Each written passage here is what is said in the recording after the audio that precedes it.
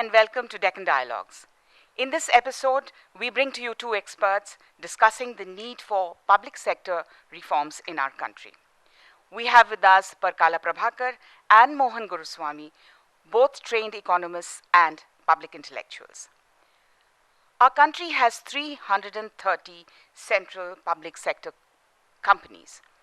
They constitute nearly half the industrial sector, yet no method has been found to make them both productive and profitable.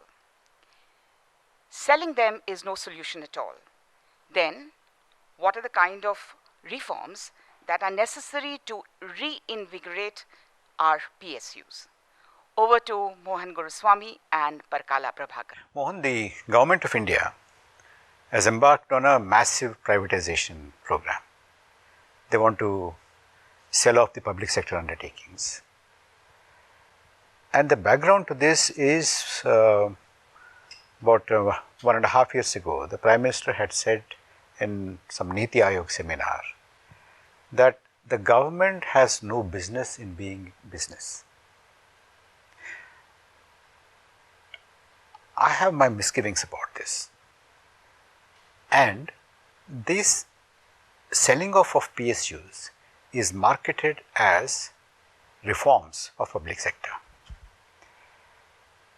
To me, it means that instead of doing the heavy lifting of really looking at what ails public sector, why they are not profitable, if they are not profitable, and I don't think all the public sector undertakings are loss making. And I have a feeling that instead of doing the heavy lifting of really looking at it and reforming the public sector, the government is now decamping from public sector, giving off to the private sector or selling it off to private sector. And it has also shown to us that, we have a huge amount of money coming into the government because of, offloading the shares of the public sector fully and selling it off. These funds can be used for electrification, roads, infrastructure, health facilities, etc., etc. This is how this is marketed. I wonder what your thoughts are on this kind of a wholesale selling of, an attempt to sell, whether they would really succeed because it's not really taking off. But I have my doubts and I have my questions about the very fact that the government is trying to sell it off and get out of the public sector. What your thoughts are? You see, the amount of money which is invested in the CPSUs, central public sector undertakings, is colossal. Industry itself accounts for only 22% of GDP. Out of that, more than half is from the public sector. So the place and role of the public sector in India, rightly or wrongly, is big and huge. And public sector grew at a time when there was no industry in India. After independence, Nehru said this is the only way to jumpstart it, rather than go step by step. And that was his big ideological problem with the West. That he said the government will do it. When he wanted to build steel plants, they said we won't help you, and he went and did it anyway. So he had the 4 steel plants. These are all examples of how the public sector came to India and pioneered industrialization. So it served a purpose, and it brought machine tools to India, it brought aircraft industry. Most of the heavy industry, all this came up. But for the public sector, we may not have had the industrialization which we see in India today. But at some stage, what happened was, government couldn't separate itself from business, from the business of public sector companies. Public sector companies became departments of the government, micromanaged by the government.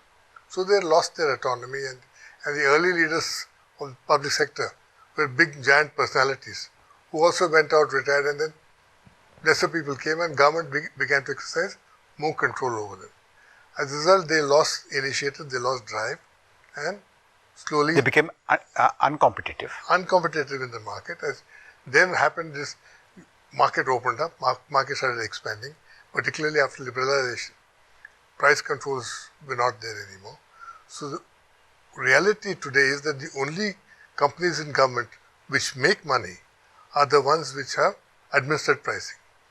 It's in petroleum industry or fuel, coal or energy. These are three sectors which make money. Coal is the 100% monopoly. So, they sell to power stations, they fix the price. And oil is a monopoly, 4 companies, all owned by the government. And then, electricity, mostly a monopoly. Particularly the NTPC and the other companies are huge. So, government makes money from these. They make out of 330 public sector companies, only 41 of these companies in these sectors make money. And they make 132,000 rupees profit last year. 1.32 lakh crores is what they made last year. Whereas all others made a loss. So the resultant is that you have only 25,000 crores to show as your profit from the public sector. Everybody else is losing money. And you are selling then asset-rich companies. If you have, some of these companies, like there is Hindustan Insecticide, which has got about 2,000 acres of land or 500 acres of land or something huge like that in Gurgaon, next to the highway. That company is not worth anything. It doesn't produce any insecticide, but it is using this valuable land to test insecticide, which should not be done because it's also polluting the groundwater. But it's doing it and sitting on valuable as the target of many companies to take over. Like this asset-rich company, VSNL, Tata's paid a pittance for it, but got huge tracts of land with it. In Delhi, in Greater Kailash, they got 200 acres. We have closer at home Visakhapatnam steel plant. Absolutely. Yeah. So, assets are there. So, they are stripping, selling companies who are then victims of asset stripping. Where is VSNL now? Where are so many other companies? So, the guys who buy these companies will buy it with their assets. Now, there are companies like Air India, which nobody wanted. You find the government is still incurring a loss. It paid 63,000 crores for it, for the Tatas to take it away from them. You have MTNL, you have BSNL, huge losses. Technology has passed these people. But you got these huge establishments and we lose 1 lakh of crores a year on these people.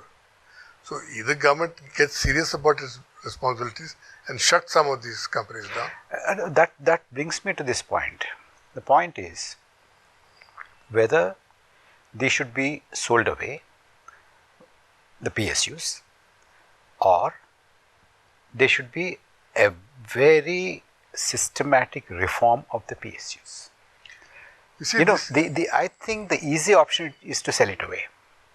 But the difficult option, the heavy lifting, is in understanding what ails these public sector undertakings and then reform them, and what kind of reforms have to be brought into this. You see, I am not very comfortable with this kind of a liberal, neoliberal kind of a economic thinking where the government has no business in being business. Yes, the government has no business in being business.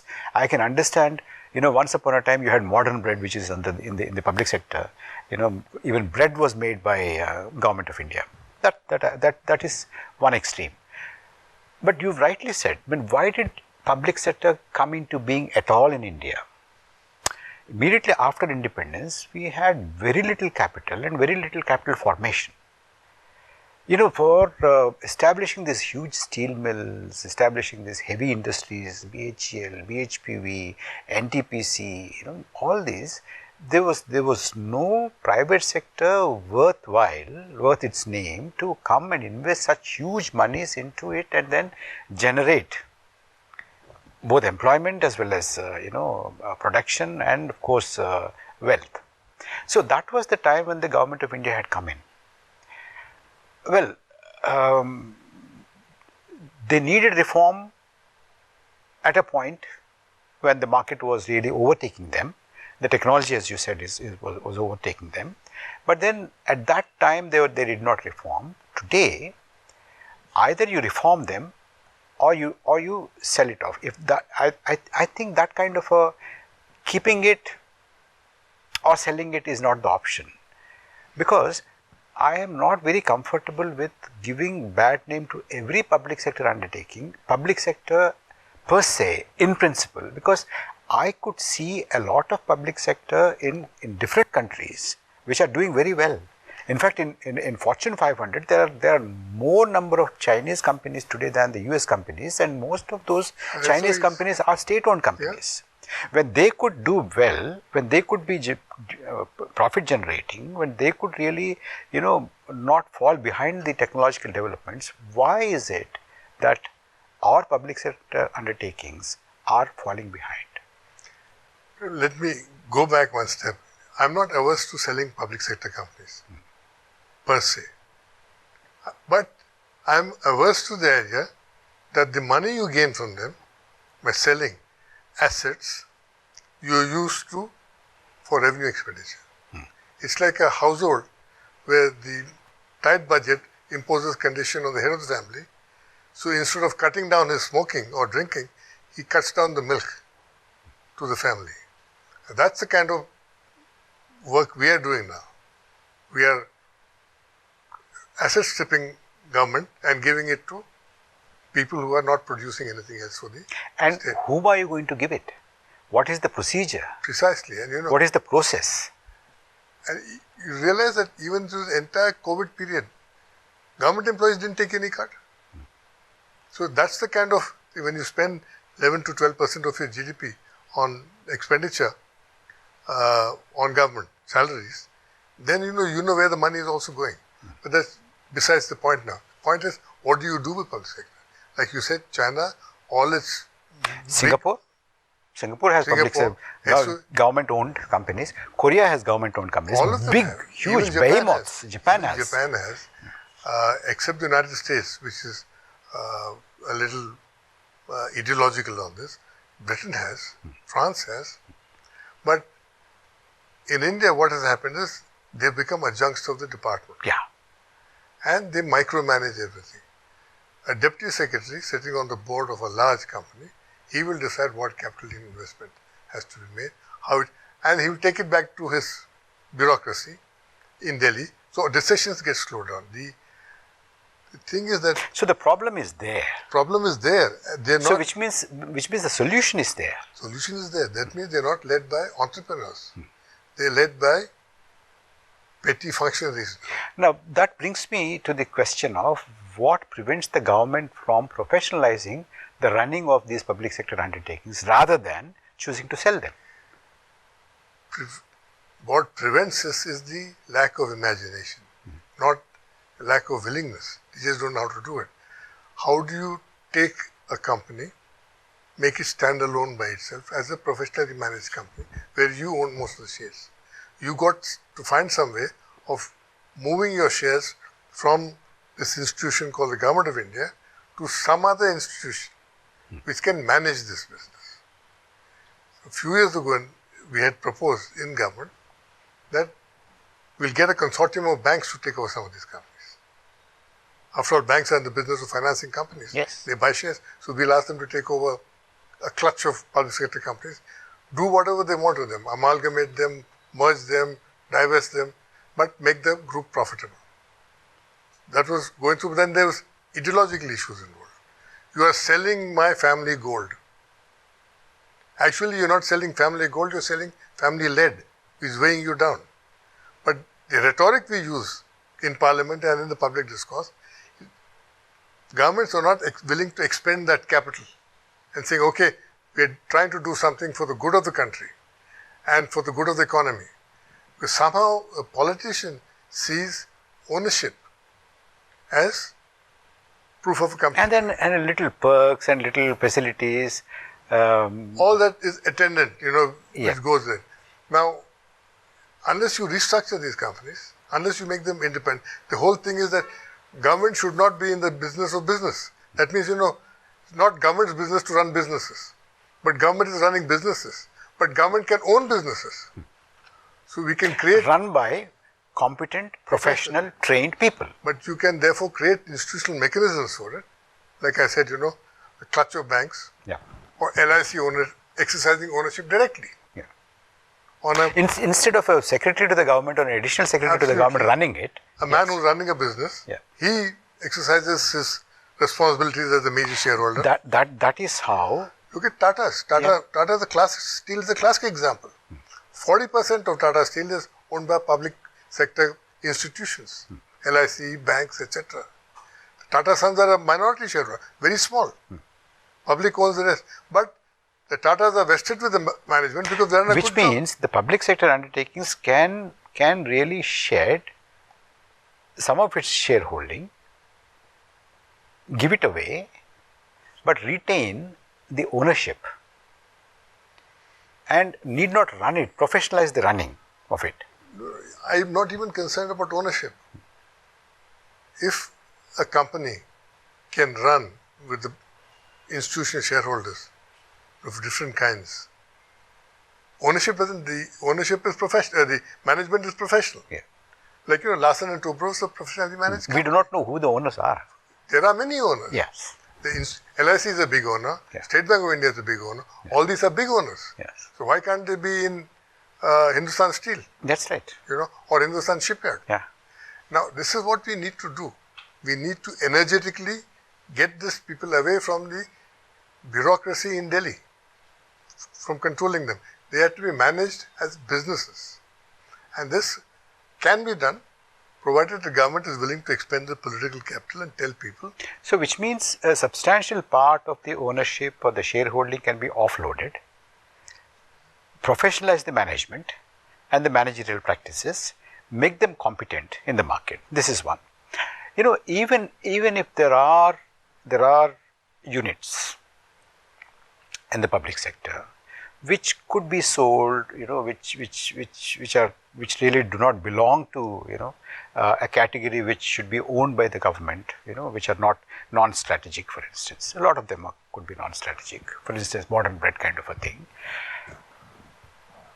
I am very worried about the way they are sold, the way they are priced, the way most of whatever has happened so far, they are sold very cheap, they are valued at very low prices, and very select crony investors or entrepreneurs corner most of these. Absolutely. And we also have this very opaque, non-transparent system of electoral bonds. We do not know what kind of a quid pro quo is taking place in We know what kind of quid pro quo is taking place. Yeah. But it is done in a apparently obtuse manner. Yeah. But if somebody wants to dig it out, it can be dug out. Yeah. But we should learn from the Russian experience. When you're disposing assets, Yes. cronyism will take over. Yeah. So therefore, And it's a danger to the democracy. it's a danger to the government, Yeah. a danger to society as a whole. As a matter of fact, the oligarchs have now taken over the Russian state completely. Therefore, in 1999, the suggestion from the finance ministry was that we create consortiums of public financial institutions to take over these companies and then deal with them. But it was just not running past the politicians. They said the word used is sending hard-earned money, selling the family silver. The media reports it that way. And these are all catchphrases. The whole discourse is completely vitiated. Instead of being applauded for doing something constructive, you are then denigrated for doing something which is offensive. But what I find more offensive is that you have to continuously lose money on 290 companies, and 40 companies which make profits only make it because they're gouging. So the coal is the most expensive. Let me bring another element into this, Mohan. Of course, as you said, most of the criticism is on the basis of public sector undertakings, except a few are losing money. It's the taxpayers' money, the public money. That those resources could be used for so many other things: building schools, hospitals, roads, etc., etc. That's fine, but if you look at the Sensex, etc.,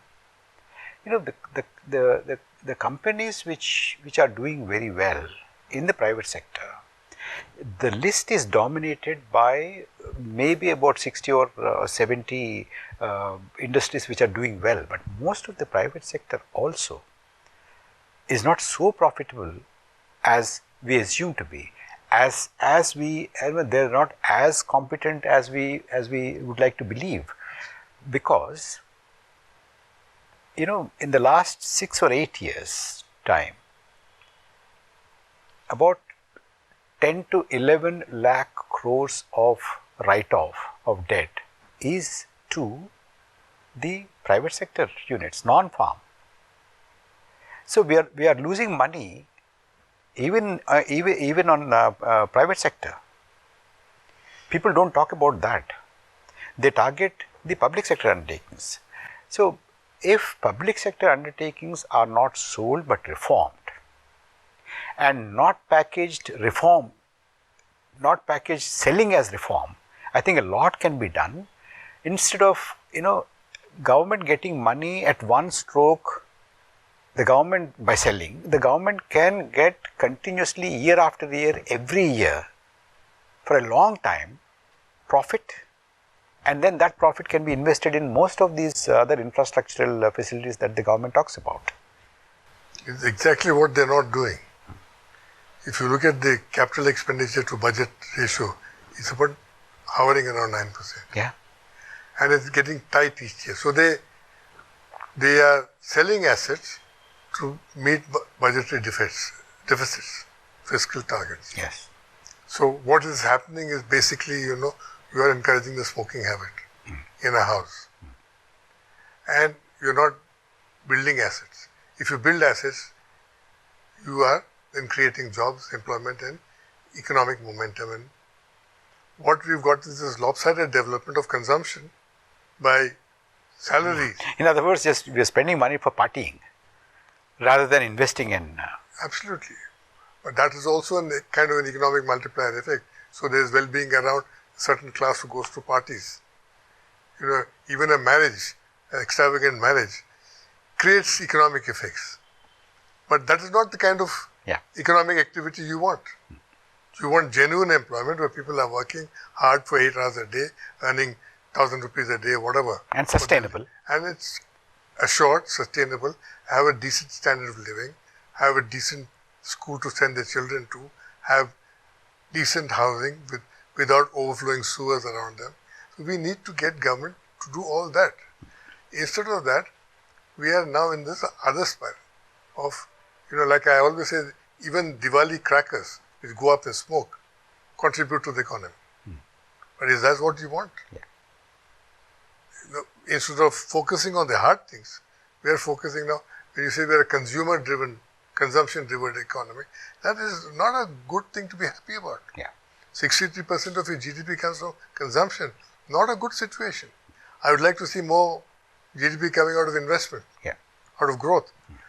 But that is not happening. But even our capital formation, and of course, the formation and the capital investment from the domestic entrepreneurs, the domestic industry, is falling.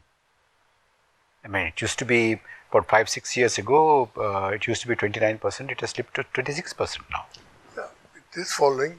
It is falling because, our industries themselves are so inefficient that they are unable to bear the onslaught of foreign companies. Now look at the air conditioner market.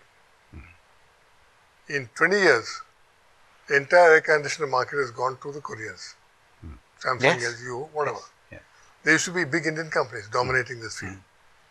Now, at the time when there were 100,000 air conditioners being made, there were Indian companies, Voltas, Godrej, Shriram, whoever. Now when there are 2 million air conditioners being sold, it's all LG or whatever. Yeah, the larger share is theirs. And what we did, they brought mass manufacturing into play. What we did is we strangled our industries by reserving large tracts of it to small scale industry. So it became an assembling industry. And assembling means that you paid less excise duty. So you have these differential excise duties, all this. You strangled the domestic air conditioning industry. By the time you got reformed, foreigners came and took over. Nobody could withstand their deep pockets. So you need to also give your own domestic industry a degree of, a modicum of protection. There are no Indian car companies except for Tata's now and Mahindra's. You need to nurture them. You need to give them some advantage in terms of nurturing an Indian brand and an Indian owned industry. You know, as purists, I would also say that it doesn't matter who owns the industry, but there is a certain obligation to have our own industry. Yeah. You need to have your own BHEL. The Chinese are showing that you know. It is also a matter of national security. Not Economic security. It's not just the military security, it's not the border security. Economic, certainly economic, Yes. and certainly economic self-interest. That's right. You don't do too much of self-interest to make things inefficient. You balance it. You make your own companies be able to stand up to a foreign company coming in, or either compete or cooperate. So, which means that, you know, the entire ecosystem of innovation, of research and development, capital formation, investment, management, making the industry competitive, you know, reforming the manufacturing procedures and processes, patenting, you know, these are the larger questions that we need to look into, and what kind of reforms are needed both for the private sector as well as for the public sector undertakings, instead of concentrating only on just blindly selling away indiscriminately, and the selling is through, you know, a dubious process. Absolutely, you know. this is looting in a different way. Yes. One is NPS write-off itself was a form of loot. There's another loot. But I'll give you another example. Take Hindustan Aeronautics. I was just reading in the papers that they need to have a midlife upgrade for the Sukhoi fighter. Hindustan Aeronautics assembled 272 fighters in India. Now they say we need to do an upgrade, so we need Russian assistance again. There's Ukraine war. There are all kinds of problems with that.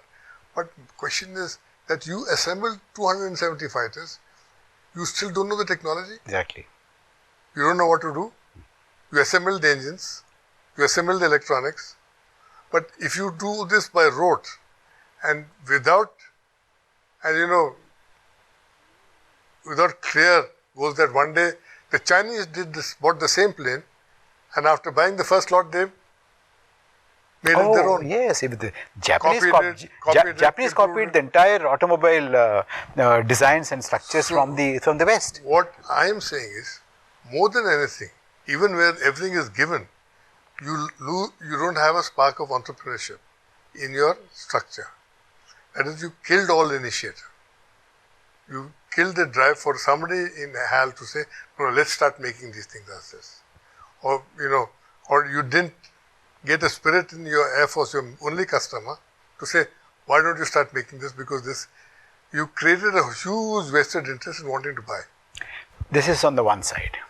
On the other side, the kind of philosophy that seems to be running this government is that you give a huge contract for a warplane, manufacturing of a warplane, to a company which is, which has absolutely no history, which did not even have the history of making a toy plane. That's the kind of a complete veering towards the other extreme.